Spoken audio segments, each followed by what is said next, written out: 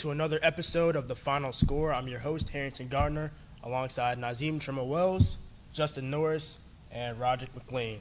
All right, and our first topic for today's show is the AllStar Game is approaching this weekend, and there was a nationally televised draft of the AllStar Game on TNT last week between LeBron James and Giannis Antetokounmpo. Now, for the AllStar Game this week, our guys will weigh in on who's going to be the biggest impact in the East and the West and how they like the trade deadline. So, guys, what is your take on this week's All-Star Weekend, and how do you guys think the trade deadline went? Personally, I love the fact that they televised the draft. You know, a lot of people were calling for them to do that last year, so I'm glad that they finally got that right. I think that LeBron definitely drafted the better of the two teams. I mean, he was able to get KD, Kyrie Irving, AD, and James Harden all on one team, along with the best player in the league. I mean, he's got a stacked team. I also thought it was funny that James Harden, you know, he has the chance to win back-to-back MVPs, and yet he was drafted second to last amongst the starters. So I'm wondering if maybe there's a little bit of resentment or jealousy among the players in the league over James Harden and the numbers he's putting up. Also, I like the fact that Commissioner Adam Silver added Dwayne Wade and Dirk Nowitzki to the All-Star Game, because those are two guys that are future Hall of Famers and may retire Dwayne Wade is retiring at the end of the season, and Dirk Nowitzki might also retire at the end of the season. So I'm glad that Commissioner Adam Silver got them in the game. I mean, some of my points are kind of like yours, Justin. I am happy that they put my man D Wade into the game. One last dance. That's my guy forever. But many people, like how many people felt on Twitter, I kind of felt the same. I thought that LeBron washed Giannis in the draft, but actually looking back on it, I feel like Giannis had some fair points to. Who he drafted. Looking at it, he got some shooters and willing passes.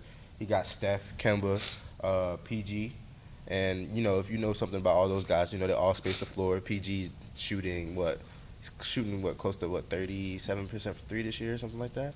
And then you got Steph. Steph is going to do what Steph does, and then Kemba is having a lights out season. So I mean, other than that, like it's the lane is there for Giannis. The guy who wants to tomahawk on everybody, and windmill, do all types of crazy stuff. All he sees is basically shoot and miss. I'm getting the putback, or Joel's going to do something crazy too. So I mean, it's a little bit of a different dynamic for Giannis. I feel like where LeBron, he drafted the best players. A lot of the best players, they like to drive, shoot, but they're not like really shooters. You got Kawhi. You have who else? You have Kawhi, James Harden. James Harden is probably the only guy on their team that can really like catch and shoot from three. I mean, you got Klay Thompson, obviously. Kyrie, yes, but at the same time, it's a lot of guys who like the ball in their hands. Where Giannis has a lot of guys who know how to really play off the ball. Like PG knows how to play off the ball. Steph definitely knows how to play off the ball. Kemba not as much, but he would probably like to play off the ball. How he's getting worked over there in Charlotte. But I really can see how Giannis drafted, and I can understand it. So I really do think it's going to be a more competitive game than people think that it's going to be. I'll tell you guys one thing: Giannis can never be a GM. Ever. At all. But I do like that PG pick. He averages 28 points, 8 rebounds.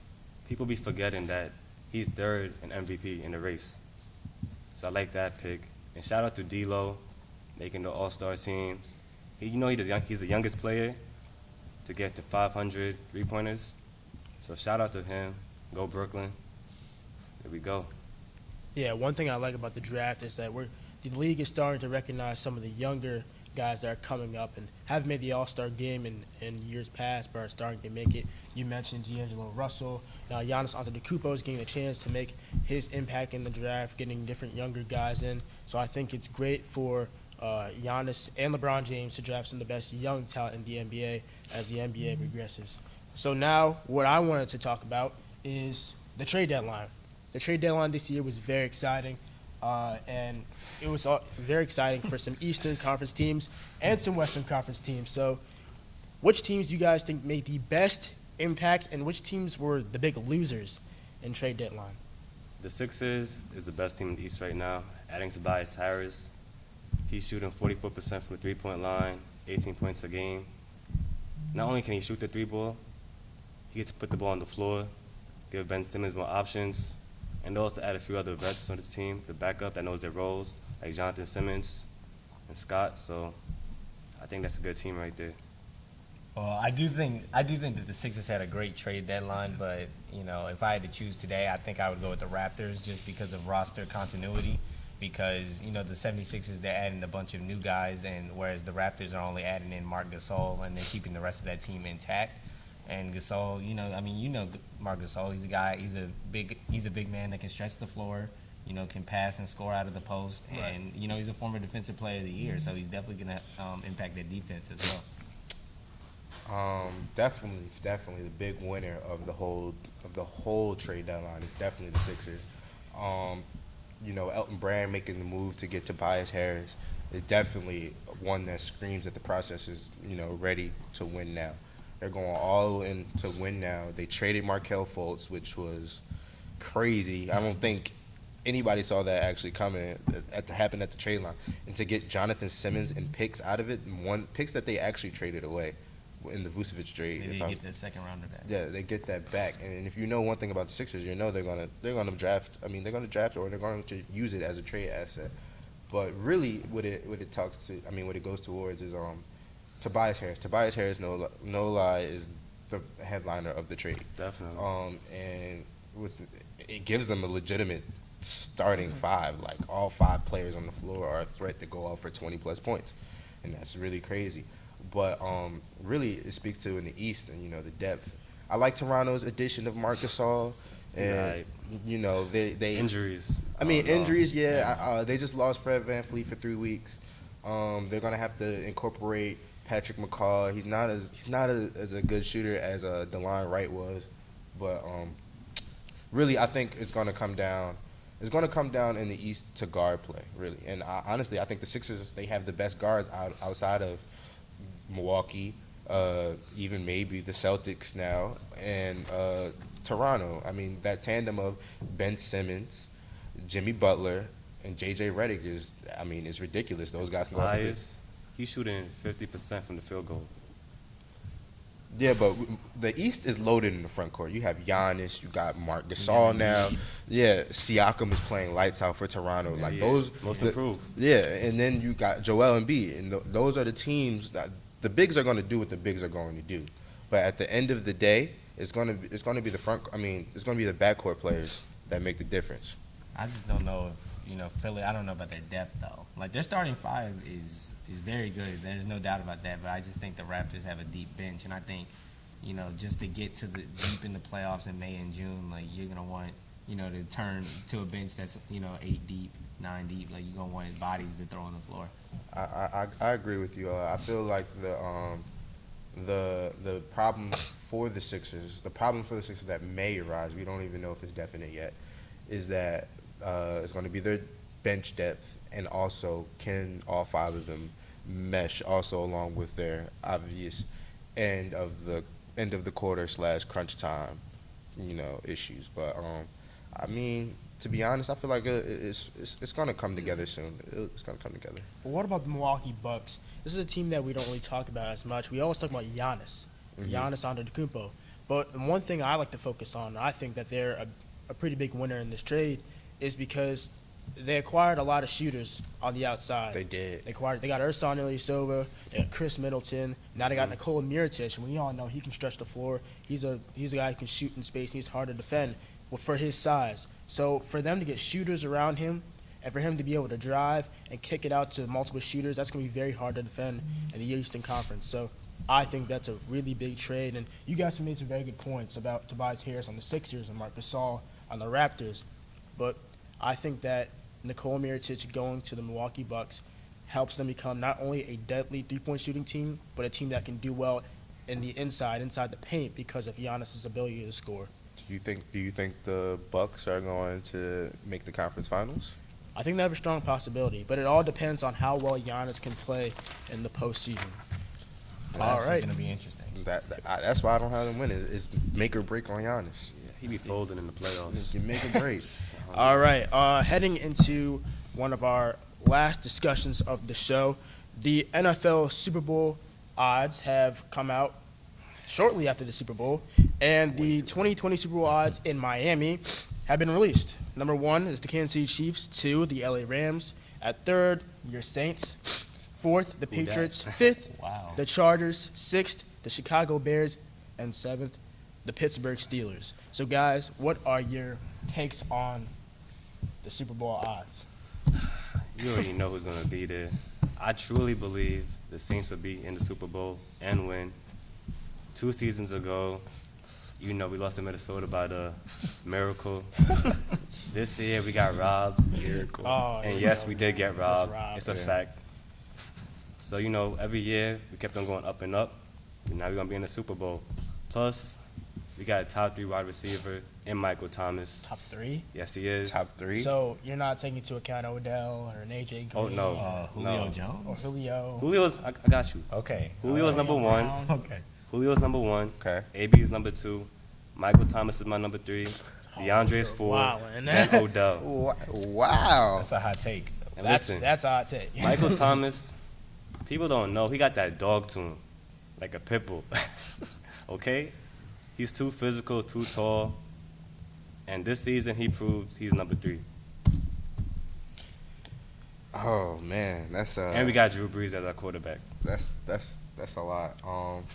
So, I mean, I know this is gonna sound biased, but I do have my Birds making it back to the big game. Some of the reasons why is because obviously everybody knows that we were basically Who's your decimated. quarterback? We were decimated Who's your in the back. quarterback? And our corners were gone. They weren't there. We literally picked up corners probably from off the street. But this season will allow us. Those guys, they improved a lot at the end of the last season. So I feel like when we come back, we're gonna have all of our health back. We're gonna have running backs. We're gonna have cornerbacks, and Who's your quarterback? Carson Wentz is our quarterback. Sure about that? Yes, Nick I'm Foles know that? 100%. Yes, Nick Foles knows that. Okay. All right, this is what I think know. we're going to do with Nick Foles. I We're don't going know. to trade. We're going to eventually trade him, and we're going to get some players back. A lot of people will be getting him. I mean, they'll be asking for his services. We're gonna sign him, and then we're going to trade him. All right, but don't be surprised because Carson is going to silence those haters. But to be non-biased, I really have. I mean, outside of my Birds, I really don't know who's going to make it back. Nobody on your team could guard Michael Thomas. Just letting you know that. Well, All you right, made so some let good me points. Interject, with all this Go ahead. bias going around at this table, and I just want to say that we're forgetting that the Patriots just won the Super Bowl a little over a week ago.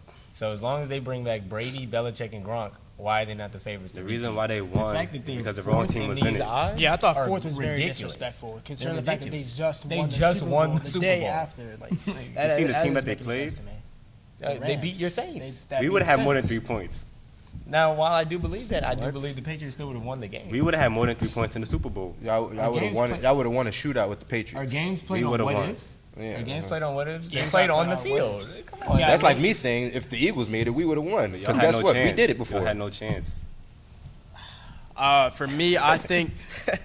All right, so Y'all didn't get robbed. Y'all got smoked. for me, I think that the Kansas City Chiefs are our team, non-biased wise. I think the Kansas City Chiefs are a team for me that I think can make a Super Bowl push. And the reason why that is if they bring back a lot of their weapons on offense, like Sammy Watkins, they try to keep some of their guys, their offensive linemen bolstered, and they get a new running back that can run on third down, that can punish linebackers. That's going to be a key for the Kansas City Chiefs because the Kareem Hunt, with him being gone, that kind of hurt their running game. He's on the So- Browns now. Yeah, can I add Yeah, that he's on in? the Yeah, Browns. the Browns That is team signed gotta be today. tough. That's crazy. Yeah, the So, Browns are going to be a team to look out for. in I a few think with the years. Kansas City Chiefs also getting better on defense is going to help them too. If they get better on defense, this is a team that I think can make it back to the Super Bowl. And one team that I don't agree on being on this list or in the top 7, the Pittsburgh Steelers. And the reason why I say this is Because you're a because- Ravens fan. not just because I'm a Ravens fan, That's true, but though. we do these odds based off of what type of season you've had, what type of players you have currently that can help you towards a record. We don't even know if Antonio Brown is going to be on the team by July. Right. And Le'Veon Bell's certainly not going to re-sign. And the Definitely. reason why the Steelers have been so good offensively for the last 3 to 4 seasons is because these guys like Juju Smith-Schuster, who's going to be the number 1 now, a lot of pressure's been taken off of him.